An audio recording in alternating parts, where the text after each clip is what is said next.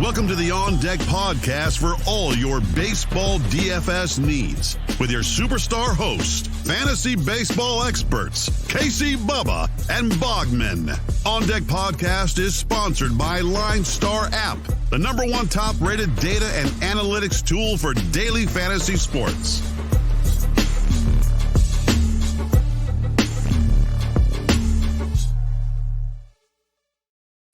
And welcome back, everybody, to another episode of the On Deck MLB DFS podcast, brought to you by the wonderful people at LineStar Sports. Go check out the LineStar app in the Google Play Store and the Apple App Store. You will not regret it. All the awesome tools that you need to build the best DFS lineups you can in the palm of your hand. So I highly recommend checking that out. And also follow them on Twitter at LineStar DFS and at LineStar MLB. You can follow myself, Bubba, on Twitter at BDentric, and my co-host, as always, on Twitter at Bogman Sports. Scott Bogman, how we doing, my friend? Goldie got a homer. It was in the 11th inning. It was 11 o'clock on the East Coast, so nobody cared. That's right. That was yours. But I did get a home run finally, and also Ryan got, Ronald Acuna hit a bomb early when everyone was still awake, so I'm jealous about that. But D-backs, Madison Bumgarner was awesome again. They said that he has the lowest ERA over a 5-game span since not ERA, WHIP. In a 5-game span since 1915. So they threw a real no-hitter, everybody. Yeah, well, hey, 7 innings of no-hit ball, it still counts as a start. So yes, no doubt. He's been awesome. He's been outstanding. One thing I will say that is awesome, 7 strong innings with 10 Ks from Shohei Ohtani. Absolutely outstanding. And then they put him in right field afterwards to keep the bat in the lineup, which is cool. Really, really cool to see. They're like Joe Madden, as quirky as that guy is, he understands how valuable Shohei Ohtani is. He's keeping him in the lineup. He looks like a linebacker. Ohtani does. Like his shoulders get bigger every year. That's why I can't. It's so hard for me to say Shohei every time because I just want to say Swolhei. Because like last year in spring training before COVID hit, he had like the cutoff shirts and he's walking around with his guns out. Like his arms are like as big as my head. Like they're just. He shouldn't be pitching. It's ridiculous. So stupid. Swolhei Ohtani. Yeah. You're welcome. You're going to be thinking about that one every time now. It's stuck in your head. You're right. You're right about that. Dad jokes right here, everybody. You come for the DFS content, you'll leave with some bad jokes. I got you right here. But it was a fun night. It was very tilting because Humphreys wrote up the Royal stack. I was all over the Royal stack. They scored 7 runs on the bullpen after they yanked Salvi and Whit Merrifield. So it was bench players basically and Jorge Soler. That was the ultimate, like, you have to effing be kidding me. Yeah, that one was frustrating, but the pitching was good. Robbie Ray looked shaky to start, but he wound up with a quality start and 10 strikeouts. Yusei Kikuchi had 10 strikeouts. We already talked about how good Bumgarner was. St. Louis and Milwaukee were both. And Peralta, they were both pretty solid as well. So Bassett and Eovaldi, like Bassett was great. Yeah, we mentioned it last night. Like there was like 10 plus pitchers you could make legit arguments for, like legit. Yeah. So you can be GPP contrarian on this slate for that. And it paid off in a big way. Like even Buehler wasn't great, but he struck out so many guys, even though he gave 4 runs on 3 homers. But the strikeouts at least kept him relevant. But there were so many ways to go. Pitching wise, blew it for him. They blew it for Yusei. They left him out there too long. What did he go they brought him back out after 100 and something pitches. I was watching that live doing another podcast, and I'm literally when they brought him out, I saw like 105 pitches going into the 7th, and I'm like, "What are you doing?" Gives up a single. Like, why is he still out there? And then boom goes. And then as we just pushed play on this, you guys know we recorded the night before. Gavin Lux just went to the moon to give the Dodgers the lead. Like absolute rerun dinger. Yeah. So that's where we're at right now. But the Giants won, so that's good. D-backs won, that's good. So I know you guys don't care. I know you guys don't care about our teams, but you're gonna get the update every single time. Don't you worry about it. But we have 10 games for you on a Wednesday. There's some day baseball, some getaways, some teams off because like the Giants and the Rangers only played 2 games this week to open the week, so they have Wednesday off. So 10 games to break down for you, and knock on wood. The only potential rain I see is like a 10% chance in Atlanta, which is very, very common all year with scattered showers. It's Atlanta. So I think that's going to be fine. Otherwise, we're good, like really good. So that's a great feeling on this slate. But let's get cracking at it.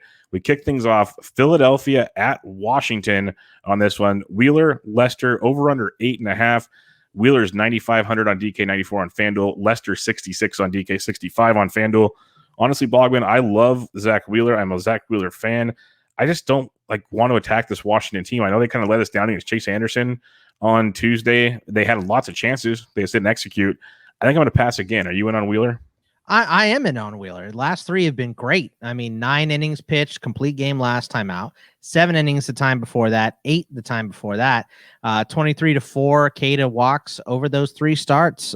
So I'm willing to ride this, specifically with Lester on the bump. Lester hasn't been bad. He's thrown 5 innings in his 2 starts so far this year, but he's still Lester, right? So I could see him getting rocked at any point. So yeah, I think I'm going to be in on Wheeler. All right. If you're not on Lester, that means we have one thing in common on this one. Phillies bats tickle your fancy? Yeah, I mean, there's a lot of PVB data on both sides because these teams have played each other so much. Segura 4 for 8 with 2 doubles and a bomb, so 3 of his 4 have gone for extra bases against Lester. Real Muto actually got banged up tonight, so I doubt he'll play tomorrow. But Andrew McCutchen, not a great average. 8 for 35 against Lester here. So a 229. But he has 2 doubles, a triple, and 2 homers. So 5 of his 8 hits have gone for extra bases. He's also swiped a couple bases off of Lester as well in his career. So he's going off at 4,000, 3,400, starting to warm back up. So those are the Phillies bats that I'm interested in. Yeah, you mentioned Kutch, Hoskins. I'm always about them. We talk about Didi versus the lefty. It is very, very nice. But Maton's been getting some shots at second base and shortstop. He's basically free on both sides. And I'll mention Alec Baum. He's right now in a platoon with Brad Miller, but that means a lefty on the mound. Baum will come in. 31 on DK, 24 on FanDuel. So you give him a look as well if you want to get cheap on that one. But definitely the Phillies, I'm going to keep riding them when they're healthy, right? They are right now. Obviously, you mentioned Real Muto's out. But Trey Turner went deep again on Tuesday. You got Juan Soto. It's expensive, but you can mix in some Bells, some Schwarber, which are tilting because they're very, very inconsistent. But if you want to go Washington, you can. You probably don't have to. Like, Bogman makes valid points on Wheeler, but there's just some of that Washington team is just, it's too talented to be too bad for too long. And there's a lot of PVB data on the other side too, because they've spaced Wheeler a million times. Zimmerman's 9 for 30, hitting 300 with 2 bombs, 9 for 28 for Turner with a double and a bomb. Robles 5 for 16, that's 312 with a double and a couple swipes. So there's some history there. I get it, but I just think Wheeler's hot. So I'm gonna. I don't blame you. I don't blame you, but the next game we got on the docket here, Oakland at Boston. This might be time for Boston to get their head straight. There's no total on this one because Oakland's bringing up one of their top prospects. He came over in a trade with the Yankees a couple of years ago, had to get Tommy John surgery, but now he's back. James Caprillion, he's 4,500 on DK, not on FanDuel yet. Going up against Erod, 82 on DK, 77 on FanDuel. I respect the A's offense enough to not want to target Erod per se, but Caprillion making his debut in Fenway, I really like some Boston Red Sox bats. Yeah, Erod is a okay second pitcher for this slate, but I'm not going to invest heavy in him. That's for sure. But in a lot of these A's hitters, like you said, have some good history against Erod. Piscotty 5 for 8 with a double and 2 homers. Chapman 3 for 7 with 2 doubles. 3 for 9 for Lowry with a double. 2 for 7 with a double for Elvis Andrus. So all those guys have hit him well. And Seth Brown has been kind of hot too. On the other side, though, I mean, Boston bats have been some of these guys. I mean, Bogarts, we know, has been hot. That's why he's 5,700. He's the most expensive bat in this game on DK, 3,600 on the FanDuel side. Devers, he went yak tonight, right? 5,900, yes, 3,900. Renfro's been hot, 3,026. He's still cheap. And Vasquez has been hot, 45 and 27. So yeah, you can definitely buy in on some Red Sox bats today. Yeah, it's a good night for them to get right. The only thing that I guess terrifies me if I have to play contrarian here is you're hoping they get to Caprillion early and they just say screw the elite bullpen arms because they have one of the best bullpens in baseball. So yeah, that part scares me. But yes, I like Boston quite a bit. Yankees at Tampa Bay. It's Cole, and I believe I read about an hour ago it's going to be Ryan Yarbrough. Okay. So they moved him back. He was supposed to come in after Patino today. He didn't. On Tuesday, he did not. So he should be the one going. DK has Yarbrough at 7K. He's not on FanDuel yet. The Yankees with Cole, it's 10-5 on DK, 12,000 on FanDuel. He's the high-priced arm on both sites. So I am all aboard going with the Cole train. Yeah, I mean, Cole was his last time out, he was a little disappointing. I think he only had 4 strikeouts, right? But he has 10 plus and 4 of 7, and his walk to strikeouts this year is 66-3. So I'm in on Cole too. And whatever guy is pitching for Tampa Bay, it doesn't really matter to me. I'm out. I love the Yankees as a stack again tonight. Stanton, LeMahieu, Torres, Gardner, all those guys are hitting hot. So any of those bats I would like for a kind of mini stack. Yeah, even Sanchez went deep today. So and Judge went deep too. Yeah, so they have all the weapons in the world. Yarborough's a sneaky pitcher, but he doesn't throw hard. And if he's hanging stuff like he's done so far this year, it's not going to bode well for them against the Yankees. And the thing with Cole, he with the 4 strikeouts last time out against an Astros team we talked about doesn't strike out a lot. But I had multiple people on the Twitter sphere coming to me when I was very frustrated about it, saying they were watching the game, they were watching like the StatCast pages and stuff, and that umpire screwed him out of 3 to 4 more strikeouts, like bad. So it could have been a very, very productive day in Garrett Cole's life. So just something else to keep in mind. The Cole train must have been Angel Hernandez, huh? No, because he can't see. Yeah, no, you're right. All right, we head to Detroit, the stinking Tigers. Kansas City at Detroit on this one, waiting for a total on this one as well, as it's Danny Duffy versus Casey Mize. Duffy 89 on DK, 10-2 on FanDuel. Mize 52 on DK, 68 on FanDuel. I love Duffy to begin with, period, and any pitcher versus the Detroit Tigers, a left-handed pitcher versus the Detroit Tigers, I'm in. So I'm all in on Duffy tonight. Yeah, Duffy last time out against Detroit earlier this year, 5 innings, 8 strikeouts, no walks. So we like that. Mize is a hard pass. Until the dude gets right, he's been miserable. So no thank you. But I tell you what, if you're not going to go with Duffy, Grossman, 5 RBI tonight, 8 for 25 against Duffy in his career, 3 doubles and a homer. So half of those hits have gone for extra bases. And but it's the usual suspects for Kansas City. It's Salvi, it's Witt, Benintendi, Jorge Soler seems to be heating up a little bit. So you can definitely get a Royal stack in here if you want. Yeah, no, I don't mind it at all. Mize is a very, very heavy pitch to contact / walk a lot of people, which means bullpen. And that's what we want to do is target the Detroit bullpen. So stack them up if you got them, and love Danny Duffy tonight, especially at 89 on DK. That's way too cheap in this matchup. Toronto at Atlanta. This is going to be a fun one to discuss here. You got Ryu versus Fried, over under 8.5. Ryu's 71 on DK, 79 on FanDuel. Fried is 61 on DK, 8,000 on FanDuel. Atlanta versus lefties has been very bad of late. Very, very bad. Given Acuna and Ozuna both went deep on Tuesday, they've been very bad. So Ryu isn't a discussion. Fried at only 61 on DK Bogman, coming off of great return in his last start.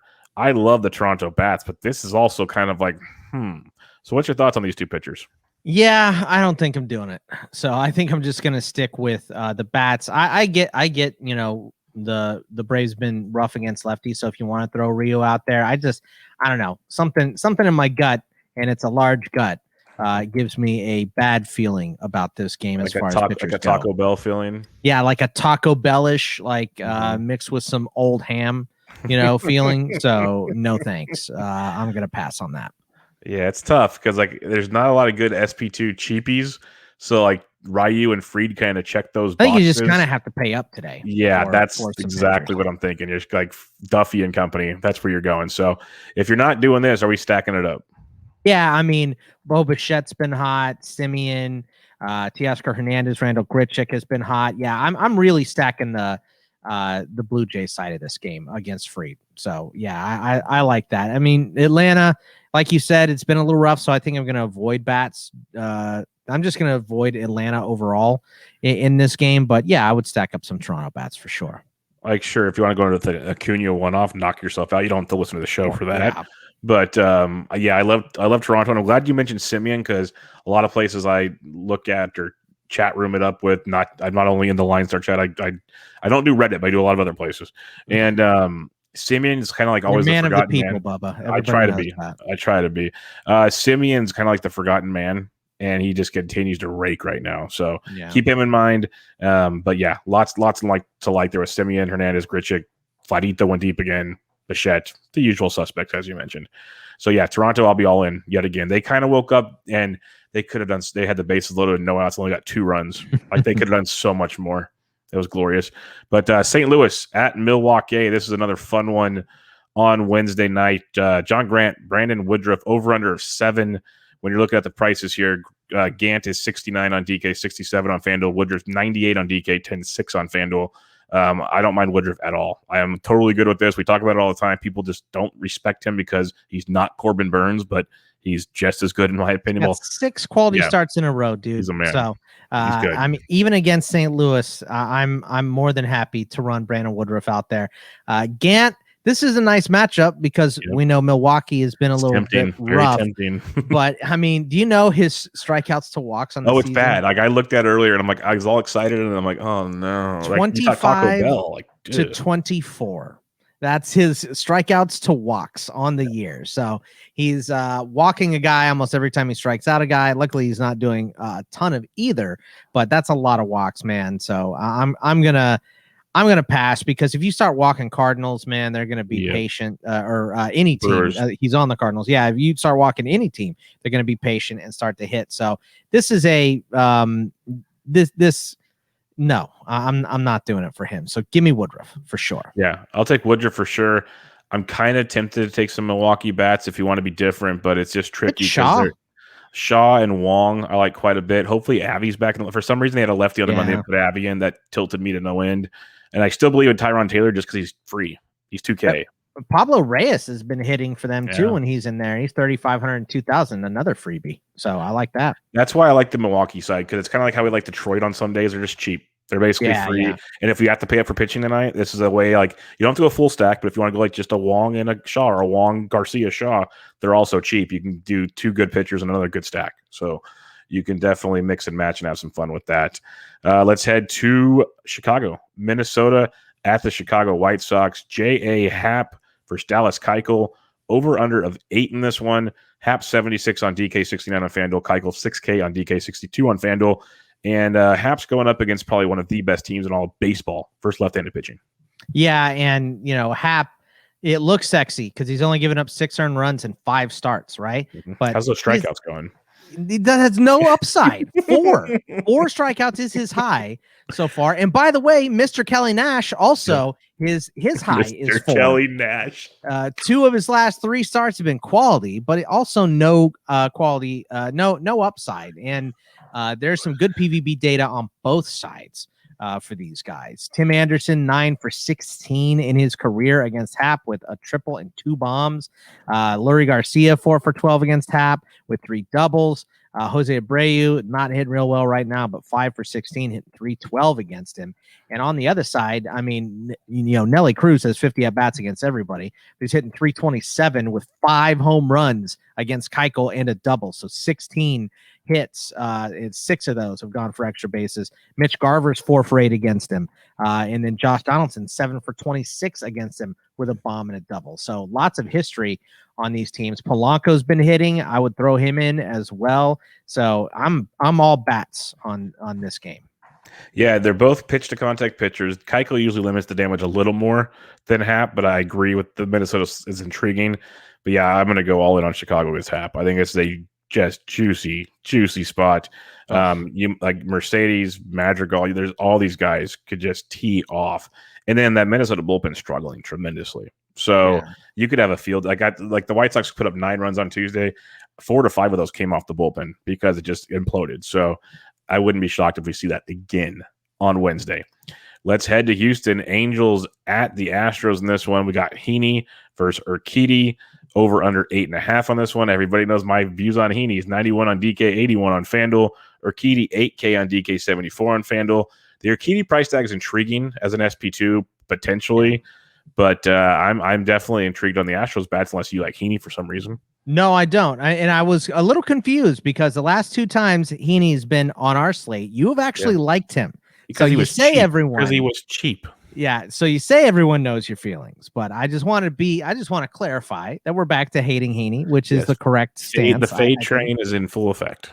Yeah, Urquidy 3 quality starts in a row, only 7 strikeouts in those 3 games though. So his strikeout total hasn't been high, but against the Angels, I think he could get it going. I mean, this team did just fire their hitting coach and or no, that was the Mets, but they did get rid of Pujols because they're looking for bats, right? So, but on this, there's a lot of PVB data here. 10 for 25 for Altuve, 3 doubles and a homer. Of course, we never know how much of this is trash can related, but 5 of 19 for Gurriel with 2 homers against Heaney, and Bregman 6 for 22 with a double against him.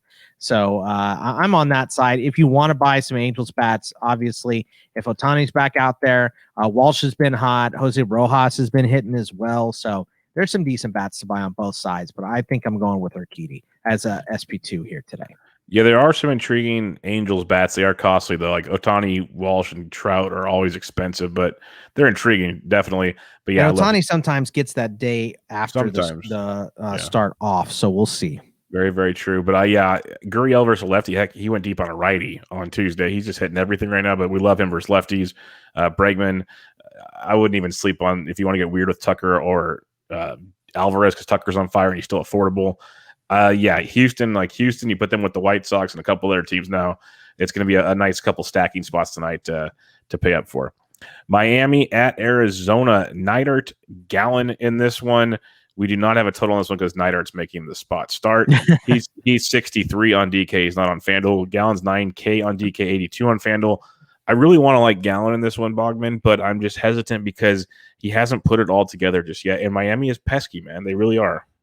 Yeah, Miami's pesky, but Bumgarner just had them completely folded up. They got to Ginkel in the bullpen, but Ginkel's been a little rough. So I think I'm okay with Gallen. 2 of his last 3 have been quality. So I think I'm okay, especially with, a spot start on the other side for Miami. So I think we could definitely get the win out of Gallen too. So I'm okay with Gallen today.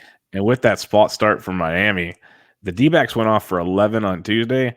They might go higher than that on Wednesday. We'll see. I mean, these guys have been hitting too. Rojas, he had another double today. Asdrubal Cabrera has been really hitting, and he's cheap, 37 and 28. Nick Ahmed went deep. He's 31 and 2,000. Kelly is their most expensive bat, and everybody else. Pavin Smith had another. He had the longest single, and you should have seen Jesus Aguilar giving it to him at first. That was hilarious. I love it. But yeah, they've been hitting, and there's some cheap bats here too, Peralta and Pavin. So I think a little mini D-back stack could be pretty nice. Yeah, it could be very, very nice. Last game of the evening, the Seattle Mariners at the Los Angeles Dodgers. Justin Dunn, Luis Urias, over under 8 on this one. And Bogman, we have Dunn at 65 on DK, 64 on FanDuel. Urias 87 on DK, 97 on FanDuel. We talked about how bad Detroit is versus lefty. Seattle's just as bad. And they just got no hit by a lefty. Urias, I know he can be very, very up and down, but it's hard not to like him at $8,700 tonight. Yeah, I mean, he might be the chalkiest guy on the stack today outside of probably Cole, right? So Woodruff really good too. But Urias, I mean, at least 5 innings pitched every single game, 46-6 K to walk so far on the year against a rough Seattle team right now.